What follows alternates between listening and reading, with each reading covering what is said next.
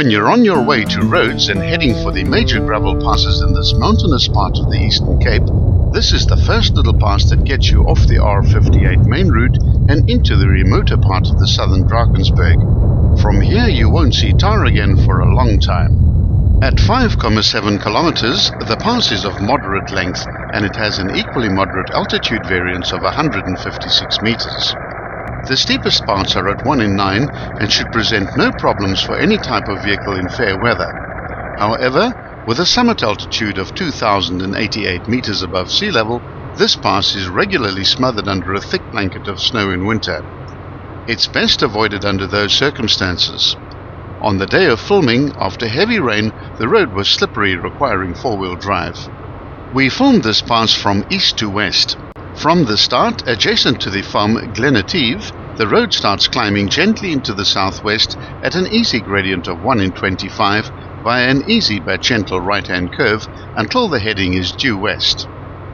At the 1 kilometer point, there's a sharper bend to the right where the gradient steepens to around 1 in 20 and another change in pitch at the 1,8 kilometer point to 1 in 16. The road heads resolutely towards a low neck in the surrounding mountains. A large mountain some 2,515 meters high lies on the Inveruren farm and dominates the views to the right. The farms here are mainly for breeding of cattle, sheep and goats, and many of the farms bear Scottish names, this due to the many Scottish settlers who made this part of the Eastern Cape their new home in the 1800s. The gradient reaches its steepest pitch at the 3 kilometer mark at 1 in 9 and the summit point of 2,088 meters is reached at the 3,6 kilometer point. The road is often rough near the summit where the gradients are the steepest and the water run off the fastest, which causes all the damage. Slow right down for this section, which lasts for about 300 meters, and choose your line between the rocks and stones carefully. When it's snowing, these obstacles all become invisible, making this pass distinctly dangerous. Once the summit has been cleared, the road drops quite steeply down into the next valley, heading due west for 1.1 kilometers, where the road bends gently to the left at the 4,7 kilometer point. From here the gradients ease off again as the road winds its way around two hillocks in a southwesterly heading. The farm on your right carries the same name as the pass, the Fetcani Pass farm.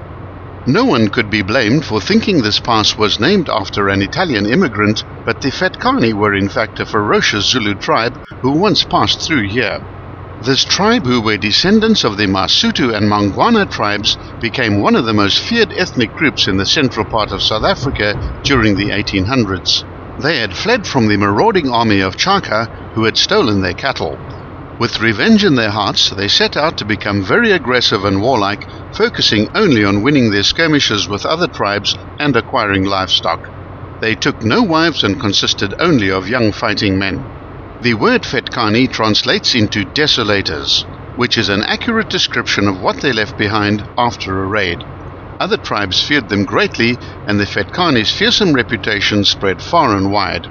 The pass ends at the 5.7 kilometer point at an altitude of 1,994 meters at the crossing of a small stream opposite the farm Barkley Pass.